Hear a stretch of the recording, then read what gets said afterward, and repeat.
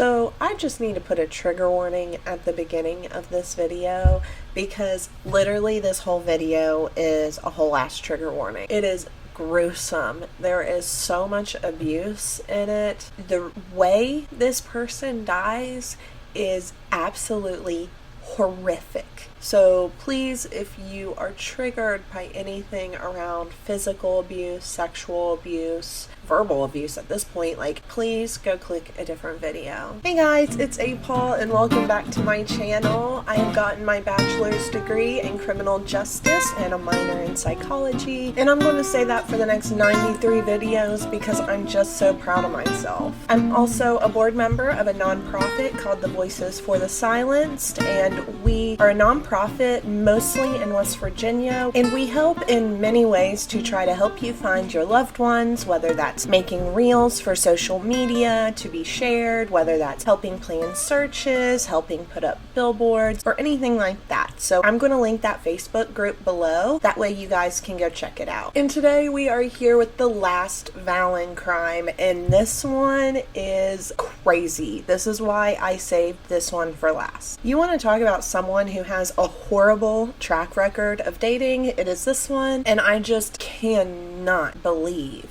that everybody just let her get to this point. It's nuts. But today we are going to be talking about Katherine Knight. It's only fair for Katherine's story to be able to start at her parents because she was born into chaos. She is from a small, conservative rural town in Australia. Her mom was Barbara Ruffin, I think is how you say it. She identified as Aboriginal, and at first she married this Irish man. His name was Jack Ruffin, and she lived with him in Aberdeen in New South Wales, Hunter Valley. And she ended up having 4 sons with this guy. But after that, she ended up cheating on him with a man named Ken Knight. And he just so happened to be Jack's co-worker and friend. So her mom's a true treat. And this affair was huge. Like I said, they lived in a very small, conservative rural town. They were forced out pretty fast. They ended up moving to a place called but none of her sons went with her. 2 stayed with Jack, and then the other 2 went to live with her aunt in Sydney. Ken was known as an alcoholic and just a very violent person in general, and he would end up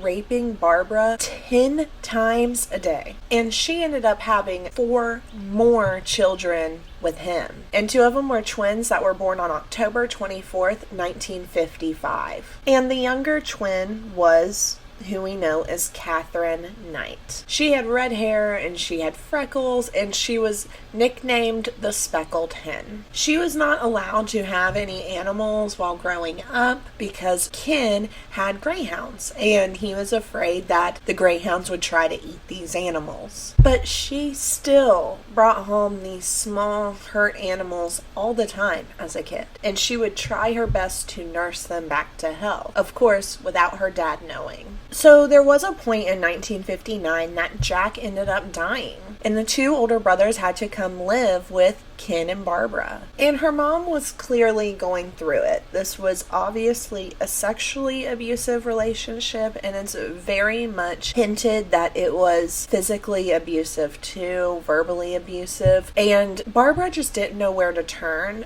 and not that I condone this at all, but she turned to her twin daughters. She really considered her twin daughters her best friend, and she told them everything you would tell a best friend, all the way down to her and their dad's sex life. And she really talked about how, because of Ken, she truly hated men and she truly hated sex. And so these girls are spoken to this about from a very young age. Katherine was often sexually assaulted by her male family members. Now, she does say her dad actually was not one of them, surprisingly. And she claimed that it was her brothers. And she said that it continued until she was around 11. And her mom looked at her and told her she needed to put up with it and quit complaining. There was no hope for this woman from the start. Katherine only felt like she was close to her twin sister and her uncle, but her uncle ended up committing suicide, so really it was only her twin sister that was there for her. She did believe the ghost of her uncle still visited her, but I mean, that's just not the same as having her uncle. So in 1969, her family moved back to Aberdeen, and Katherine attended Muswell Brook High School. And during this time, Katherine was pretty routinely abused. She was beat by a dog leash or electrical cords, and she often just watched her mom get her ass kicked. It was so sad. So sad. She was known to be a loner, and quite a few students say she was a bully. And there was at least one boy that she harmed at school with a weapon. But a lot of her classmates also said that it was only when she was angry that she was like that. Like, she was a model student and just a model person when she was in her right state of mind and calm, not angry or anything like that. She even got awards for her good behavior when she wasn't in her bouts of anger. She did end up leaving school at 15, in which she never learned how to read or write. And she became a cutter at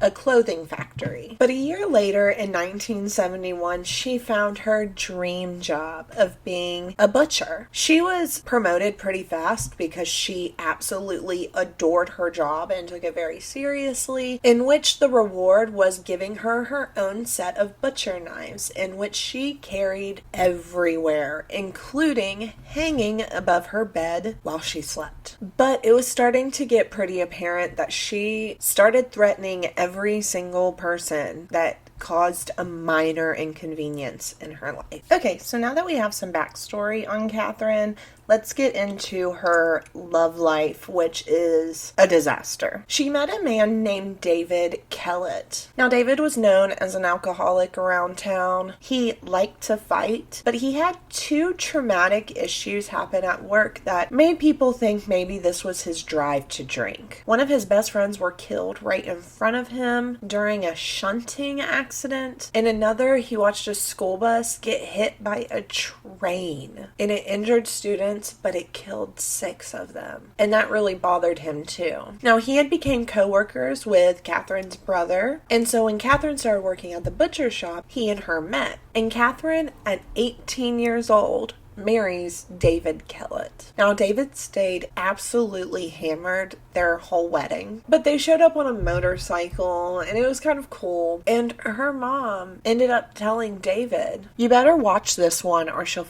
kill you. Stir her up the wrong way or do the wrong things and you're don't ever think of playing up on her or she'll kill you." I wonder how she ended up that way, Barbara. So before the wedding, when she had talked to people about what the honeymoon was going to be like, all like her mom and friends and stuff were like, "Oh, well, I did it with my husband 5 times," or just this like higher number of times that them and their husbands had sex during their honeymoon. So her and David ended up only having sex 3 times, and David fell asleep. And Katherine got infuriated because she wanted to keep going. All these people said they had sex with their husband at least 5 times. And so why was she not having her husband having sex with her 5 times? And so while David's asleep, she starts strangling him. But thankfully, David was able to fight her off of him, and he ended up surviving. And that's really not a great way to start the marriage, and their marriage was very abusive for 10 years. David cheated on Katherine often, and he would, leave them in the middle of the night, go do his thing, come back. And so there was no trust in this relationship already. And then there was one night that David was late getting home because he made it to the finals in a dart tournament. And Katherine was extremely pregnant at this time, and she ended up burning all of David's clothes and all his shoes. And she hit him in the back of the head with a frying pan, which ended up fracturing his skull. David ran away to his neighbor's house and got them to call the police. But, she changed her behavior and really just convinced David to drop the charges. But in May 1976, David did leave Katherine to go move in with a woman in Queensland. And this was right after their daughter was born. He just could not deal with Katherine's abuse anymore, and he just had to leave. He was clearly not happy anyways from cheating on her so often, so he just decided to bite the bullet and go. But then the next day, Katherine was seen shaking her stroller with her baby in it violently while she's walking down the street, and people truly thought this baby was going to fall out. She was purposely pushing this stroller into fences, and so authorities got there and sent her to St. Elmo's Hospital. She was diagnosed with postpartum depression, and they kept her weeks to try to get her to recover. But when she was released, at this point, Melissa, her daughter, was about 2 months old. She laid her on the train tracks around the time a train was supposed to be coming and just left. And then she stole an axe and went into town and threatened to kill several people. But thankfully, someone found Melissa on the train tracks and saved her. But it was only minutes before a train came by. And then she was arrested and brought to St. Elmo's again, but she ended up just signing herself out this time. So a few days later, she ended up slashing a woman's face and forced her to drive her to Queensland because she was hell-bent on finding David. She had gained this woman's trust because she had stopped her with her daughter, and she was like, I need to take my daughter to the hospital, can you please take us? And so they ended up stopping at a gas station after she slashed her face, and she ran in there and was able to get help. So then she was taken to Morisset Psychiatric Hospital for a few months, where she told a nurse when she got out she was going to kill that mechanic that fixed David's car because that is how he was able to leave her. And then she wanted to kill her husband and then his mother. But then in 1984, Katherine ended up just leaving David. She moved in with her parents in Aberdeen and then ended up renting a house in Muswellbrook. And she did end up getting disability because she had injured her back at work. And that is how she was able to start getting housing back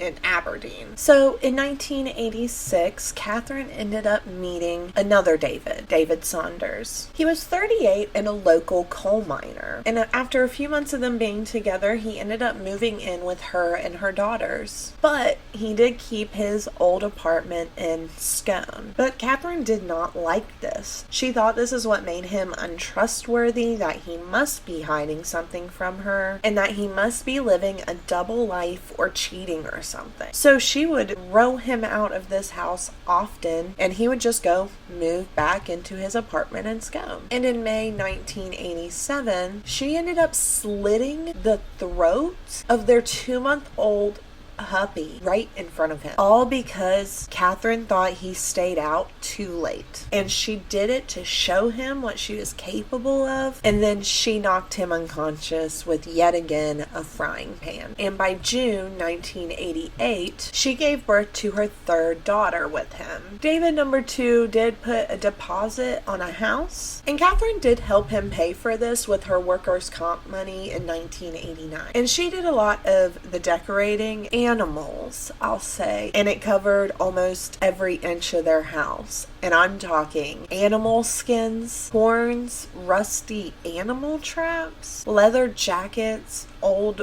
boots, machete rakes, and pitchforks. And of course, this relationship was very abusive too. She would hit David number 2 in the face with an iron. She stabbed him in the stomach with scissors. She cut up all his clothes. I mean, this woman was crazy. So David just left one day and went into hiding. Nobody has really had contact with him that we know of. I'm sure he's trying to keep that hush-hush. But Katherine went out looking for him, and she just had no luck. No one would tell her where he went. So she ended up going to the police and telling them that she was scared of him and filed a restraining order on him. And she didn't tell him she had this restraining order on him until he came back to visit his daughter. And then bam, he broke a restraining order. So then she started seeing a John Chillington. He was 43 years old and he was a former co-worker at the butcher shop. This was the first one that really didn't understand or know about her violent past, and all his friends and family started telling him. But by 1990, she had gotten pregnant by him. So they stayed together for about 3 years. He was never really scared of Katherine, but he did admit she had a bad temper. And this relationship was actually thought to be fairly good. It wasn't bad. There wasn't the abuse that you saw of the other two, and it was actually fairly calm. But she was cheating on him. And she ended up leaving John Chillington in 1993 to go be with John Price. What is with all these people with the same name? That's weird and really confusing. So John was the one that was the closest to her age. He was born April 4th, 1955, and he was liked by everyone. He was very popular. People loved him. They thought he was a good man and just so much fun to be around. But he also was an alcoholic, and he also worked as a miner for 17 years. He had a marriage that ended in 1988, but it ended really peacefully, but it did make him feel lonely. He was the father of 3 kids, so a single dad. That's hard, you know? But him and his ex-wife agreed that the 2-year-old should probably stay with her, but he had the other 2 older kids. And because of his loneliness, he fell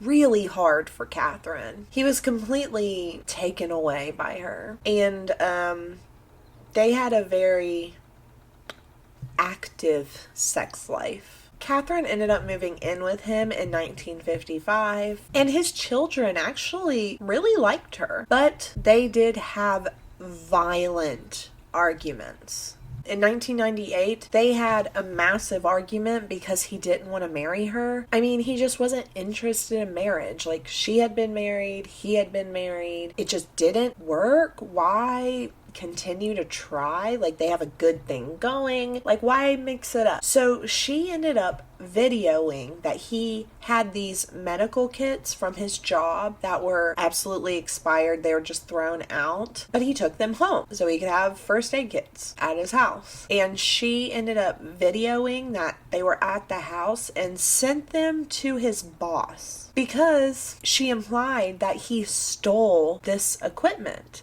because it was in the trash, and he just picked it up and took it home, and it got him fired. Now this single dad, technically supporting these kids, lost his job because he didn't want to marry Katherine, and his bosses did not want to fire him. It was just procedure. They didn't really have a choice, but everyone was so sad to see him go because nobody cared that he took home out of date medical kits from the trash. Yeah, who cared? But it was procedure that caused him to lose his job, and I'm sure Katherine knew that. So he came home and kicked her out that next day. Like, you can't do that. But a few months later, John and Katherine got back together, but he refused to let her move back in. So their arguing became more and more and more and more. And in February 2000, Price was getting abused by Katherine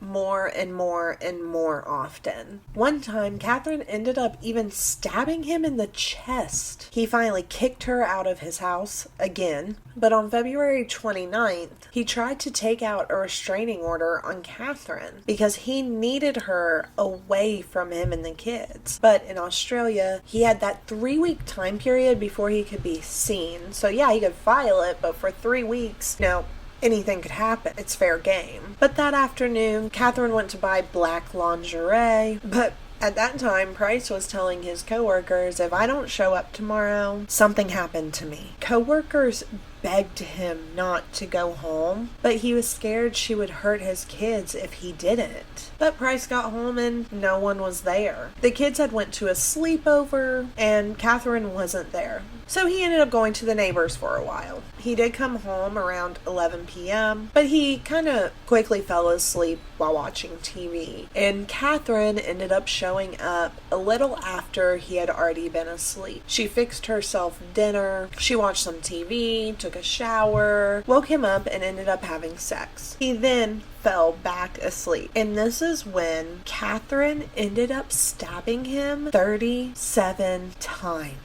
with her butcher knives while he was still asleep. And they were on the front of his body, they were on the back of his body. I mean, they were everywhere. There were several vital organs that were hit. But 6 a.m. the next day, the neighbors were kind of freaked out that John hadn't left for work. His car was still in the driveway. And at this time, his boss was sending someone to go to his house to check on him because of what he was saying at work that day before. So the neighbor and the coworker tried knocking on John's door and then tried to knock on his bedroom window. But when they were looking in the window, they noticed that there was blood on the floor and just immediately called the police. And at some point during all of this, Katherine ended up going to the ATM and withdrawing $1,000 out of John's account. So the police arrived at about 8:10 a.m. They tried to get through the front and the back door, but they just couldn't get inside. They ended up having to break down the back door, like with a crowbar, and they came in with guns drawn because they didn't know what they were walking into. And I'm just going to say, this whole video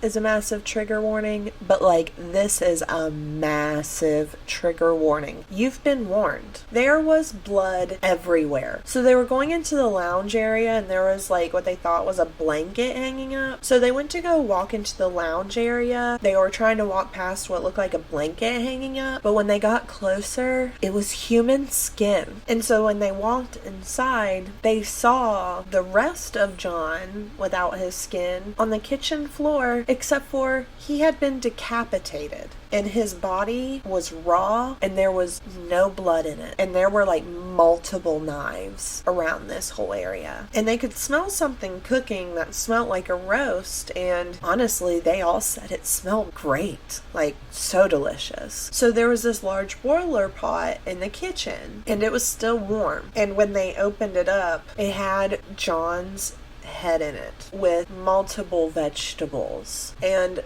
many surfaces in the kitchen were covered in blood. Just blood was everywhere. And this is when they started hearing loud snoring, and they went into the bedroom and they found Katherine passed out there. She had skinned him so intact from her butcher skills and hung it on a meat hook. I mean, his nose, his ears, his genitals, mouth, and hair were still like perfect on his skin. It was so precise that during his burial, they could lay his skin right on top of him and he looked perfectly fine. His skin was hung up on meat hooks from that doorway. She had cooked other parts of his body and had served them on a plate with baked potatoes, pumpkin, beetroot, zucchini, cabbage, yellow squash, and gravy. And 2 plates were labeled for John's children. And then there was another plate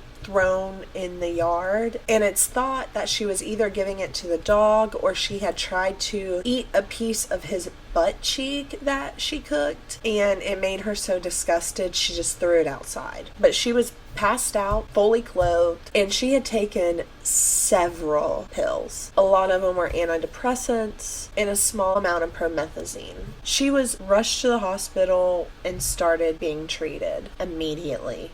At the scene, Katherine had left a handwritten note with a picture of John Price. "Time you got back Jonathan for raping my daughter. You and Beck," which is Price's daughter, "for Ross, for little John," which is his son, "now play with little John's dick, John Price." So she was trying to make it look like she did this because his sons were harming his daughters, I guess sexually assaulting them. But I want to say that these claims were completely baseless. They could never find any type of proof. Yet again, these kids all said none of this happened. But I guess it was a way to make her look like she was the hero of this story. Now, like I said, there was blood everywhere. There was blood on the bedding, the carpet, the surfaces, the walls, and there were bloody handprints on the door frames. And they said that he was stabbed so severely in his lungs that it made it impossible for him to scream. So there was no hope for him ever getting help. They do think, based on the blood evidence, that John woke up. That's why you see the stabs on the front and the back. And that he tried to turn the light on, which is what the bloody handprints are. They think that he then tried to escape and Katherine was chasing him down the hallway. And he managed to get to the front door and almost outside, and that's when she caught him. He either stumbled back in or she dragged him down the hallway and continued to stab him in this area. And this was the area that he finally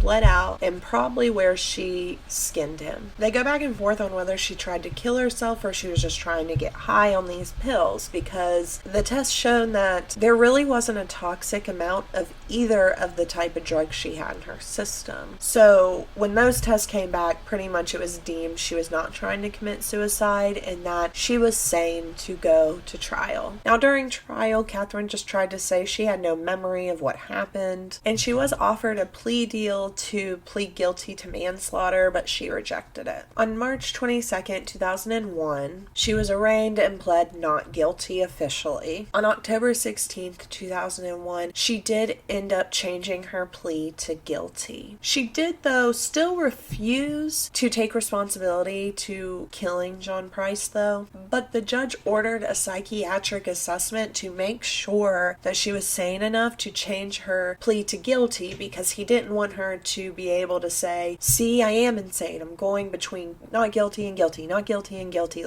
So he wanted to cut that out and gave her a psych eval. Now, Katherine was going to use the defense of amnesia or dissociation, and most psychiatrists really believe that she might have went through this. But the psychiatrists believe that she was still sane even if she had amnesia or dissociation. But they also believe she had borderline personality disorder too. And Katherine tried to play it up in court. When they had a skinning expert on the stand, she became hysterical listening to him describe the skinning process, and they had to sedate her. She requested that during the sentencing she didn't have to hear all the facts of what she did again, and the judge was like, no. So on November 18th, 2001, Justice O'Keefe reminded her of just how horrible the things she did to John Price were. He pointed out her lack of remorse and told her she needed a severe punishment, which would be life in prison.